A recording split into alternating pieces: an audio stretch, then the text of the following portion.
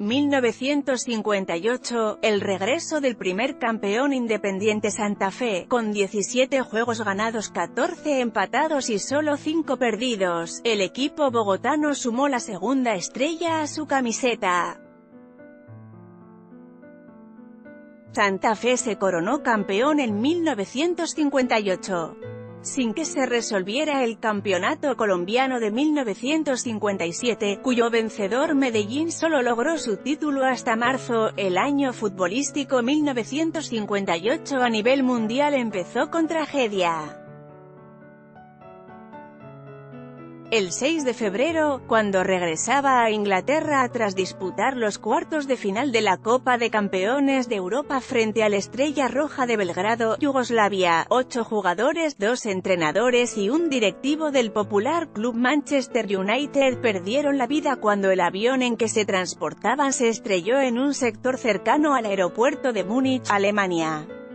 El avión hizo escala técnica en Múnich, pero al momento del despegue fallaron los motores, no alcanzó la altura requerida y se precipitó sobre una casa sin habitantes a escasa distancia del aeropuerto.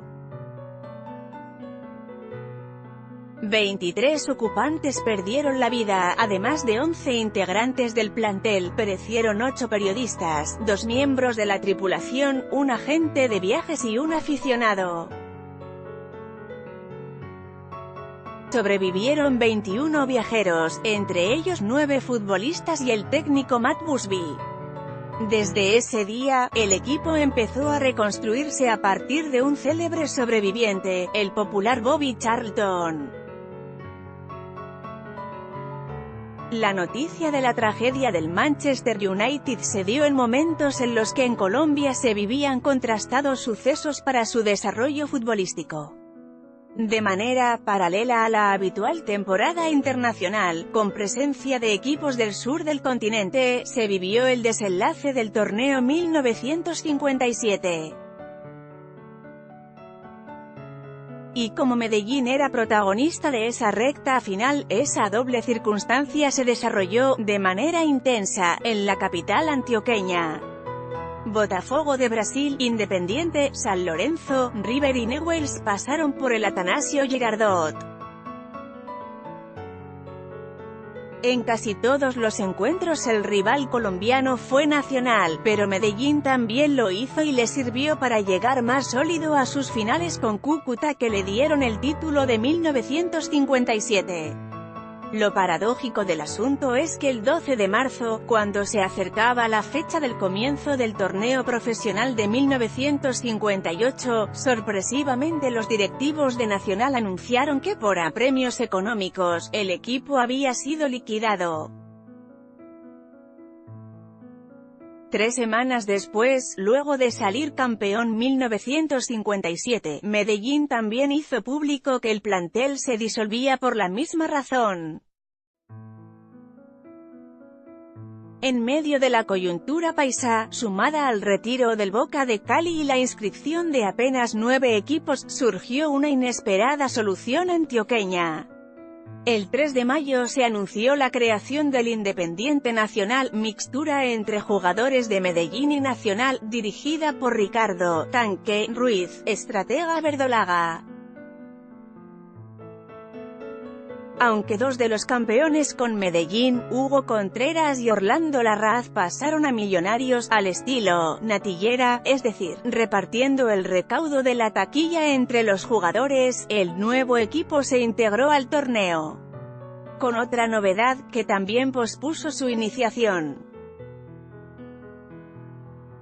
24 horas antes del anuncio de la creación del Independiente Nacional, el 2 de mayo de 1958, se precipitaron graves hechos de orden público en Bogotá que mantuvieron en vilo a Colombia. El coronel del ejército Hernando Forero Gómez, con apoyo de algunos oficiales y suboficiales, pusieron presos a 4 integrantes de la Junta Militar de Gobierno y al candidato presidencial Alberto Lleras Camargo, con el propósito golpista de abortar el Frente Nacional y forzar el regreso de Rojas Pinilla. Por fortuna, la intentona golpista fue controlada y el 4 de mayo, en representación del Partido Liberal, fue elegido primer presidente del Frente Nacional, Alberto Lleras Camargo. Cuando esa decisión en las urnas se produjo, apenas empezaba el torneo profesional de fútbol de 1958. Que se inició con debut victorioso del Independiente Nacional 2-1 sobre Quindío en Armenia. Esa fue la noticia del 11 de mayo, porque el nuevo equipo era una especie de selección Antioquia pues no contaba con jugadores extranjeros.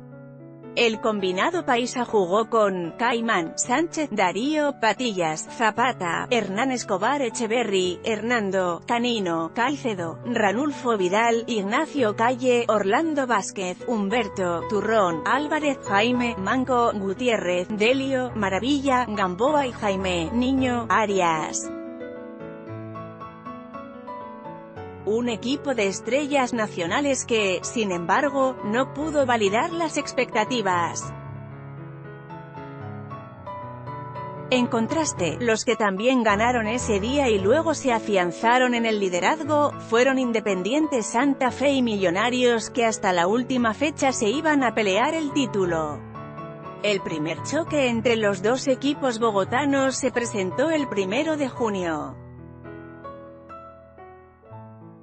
Bajo un torrencial aguacero y apenas 8.000 personas en las graderías, el equipo albirrojo derrotó a Millonarios 3-0.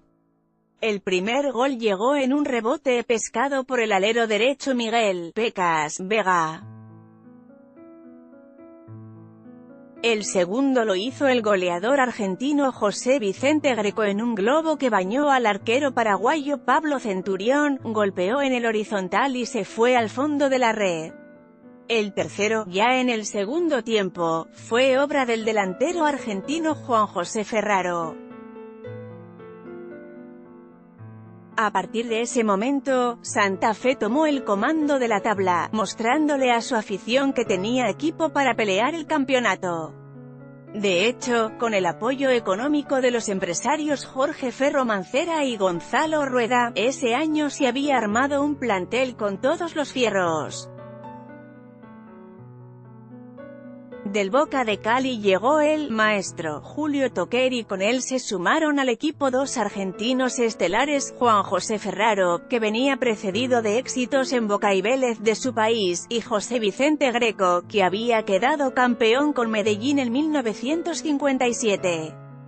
Junto a los también argentinos Carlos Pellegrino, Nicolás Gianastasio, Carlos Alberto Boya y Rodolfo Bediale, hicieron parte habitual de la nómina titular de Santa Fe los colombianos Manuel Pacheco, César Álvarez, Carlos Rodríguez, Hernando Tobar, Miguel Vega, Norberto Gallito Hernández, entre otros.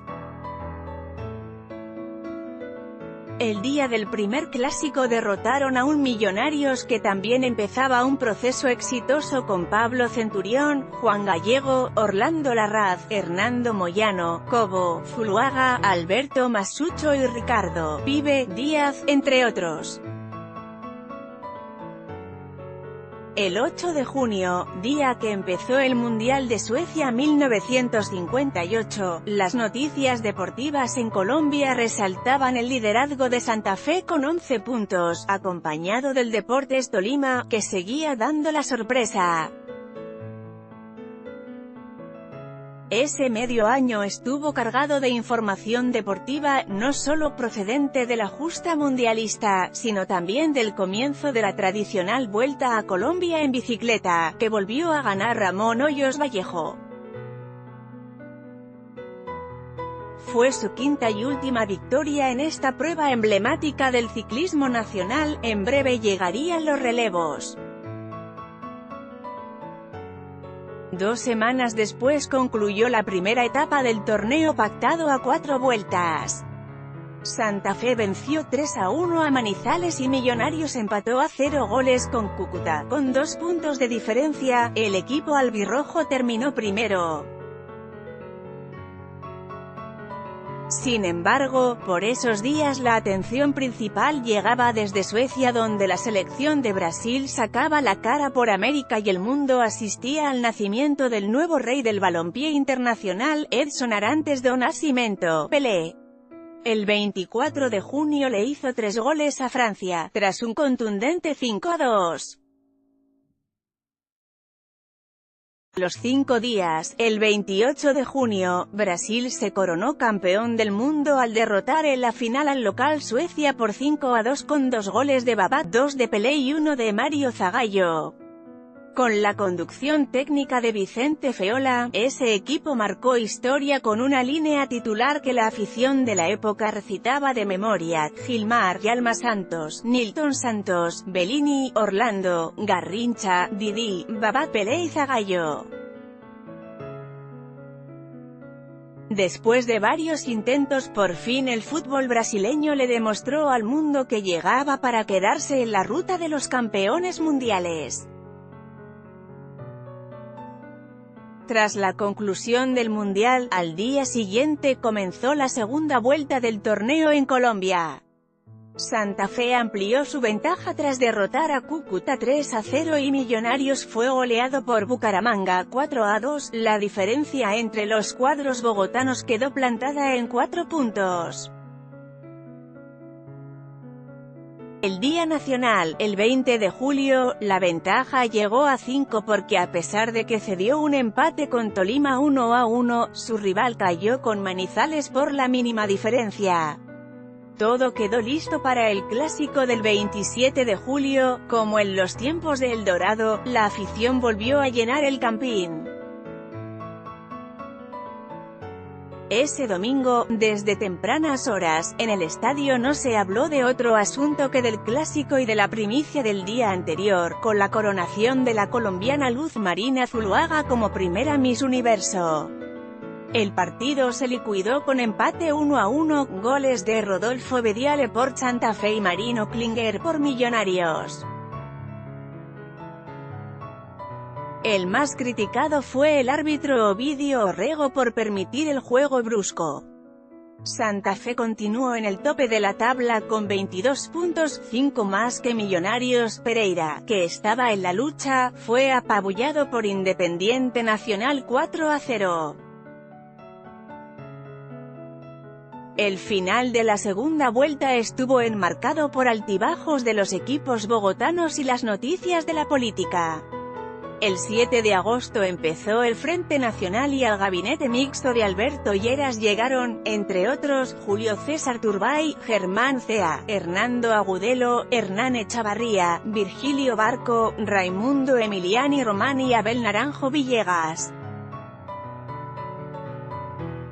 Desde distintos ámbitos de la vida pública, académica o empresarial, todos dieron de qué hablar en el Estado y en ese momento representaban un segundo aire contra la violencia y la dictadura. En cuanto al fútbol, el 10 de agosto Santa Fe sacó un valioso empate en Medellín con Independiente Nacional 2-2 en un comentado juego, pero Millonarios desaprovechó en el Campín al empatar con Tolima 1-1.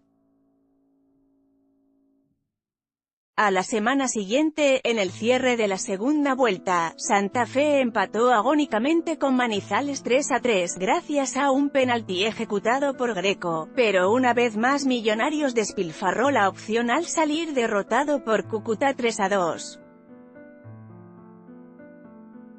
La tabla de posiciones dejó a Santa Fe en la punta con 25 puntos, seguido de Millonarios y Pereira con 22. El comienzo de la tercera vuelta apretó el campeonato porque ambos equipos bogotanos perdieron. Santa Fe con Cúcuta 3-1 y Millonarios con Bucaramanga 2-1. De nuevo el equipo leopardo le hizo la fiesta al onceno embajador, con un equipo que también fue protagonista en 1958 y que, entre otros jugadores, mostró a dos que hicieron historia en el plantel. El argentino y goleador José Américo Montanini, apodado «La Bordadora», por su extraordinaria capacidad para eludir rivales, y Germán «Cuca» Aceros, que apenas iniciaba su larga trayectoria como delantero. Sin novedades en el frente, los capitalinos cabalgaron la tercera vuelta, hasta que se enfrentaron en la crucial jornada del 21 de septiembre. Ese día, Millonarios se alzó con la victoria 2-0, con goles de Acevedo y Marino Klinger. Fue la tercera derrota del cuadro albirrojo en el torneo, pero se sostuvo como líder con 30 puntos. Millonarios llegó a 27 junto a Tolima, y el beneficiado de la jornada fue Pereira, que derrotó a Nacional 4-3 en encuentro que concluyó en airadas protestas contra el juez por la validación de un gol agónico de los matecañas. A partir de la última semana de septiembre, el inicio del juicio político al expresidente Rojas Pinilla en el Congreso calentó los ánimos del país. En medio de manifestaciones de apoyo al Frente Nacional, el exmandatario fue acusado de indignidad, con cargos penales de prevaricato y abuso de autoridad. La fórmula para balancear la candente atmósfera fue el fútbol, en especial porque la disputa por el título entre los equipos bogotanos se tornó dramática. El 28 de septiembre, ambos ganaron.